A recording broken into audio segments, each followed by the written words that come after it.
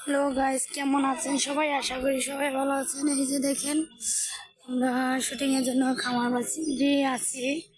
তো আমরা এখনো শুটিং এর কাজ শুরু করিনি, কাজ শুরু করতেছি বা করব। এই যে সামনে ওরা কাজ করতেছে।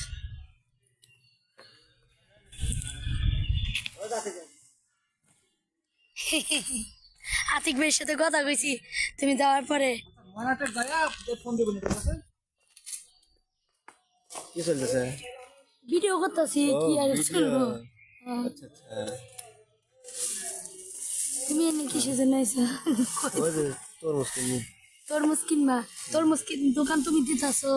না, দোকানে তো মানুষের আমি কিনবে আছি, দোকান হারা যাচ্ছে তো কেবল বসে আছি। ও, দোকান সাজাইতাছে। হ্যাঁ, দোকান সাজাচ্ছে, বসে আছি। তরমুজ কিনি, আম কিনি, পাকা আম।